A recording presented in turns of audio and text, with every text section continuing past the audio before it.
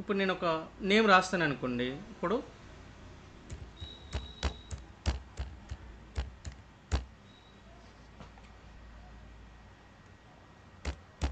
ఒక నేమ్ రాసాము మనం. ఈ నేమ్ ఎక్కడుంది మనకి ఇక్కడ? ఈ మొత్తం కూడా ఈ ఫస్ట్ ఈ సెల్లోనే ఉంది. నెక్స్ట్ సెల్కి కూడా వెళ్ళిపోయినట్టు కనపడుతుంది. ఓకే, దీన్ని కొంచెం ఇక్కడ అడ్జస్ట్మెంట్ చేయండి. ఓకేనా? ఇంకా మనకి ఇక్కడ నేమ్ ఇంకా మనం ఎక్కువ రాసామనుకోండి,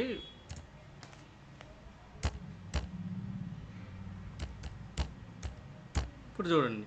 కానీ యాక్చువల్గా నాకు ఇదే సెల్లో ఈ నేమ్ అనేది కింద రావాలి, ఇంక ఈ సెల్ దాటి వెళ్ళిపోకూడదు. అంటే మనకి ఇక్కడ ఇంతవరకు మాత్రమే ఉంది.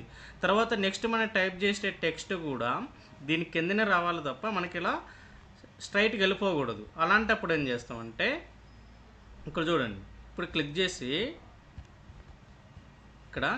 ఇక్కడ ర్యాప్ టెక్స్ట్ అని ఉంది కదా, దీన్ని క్లిక్ చేసాం అనుకోండి, ఆటోమేటిక్గా కింద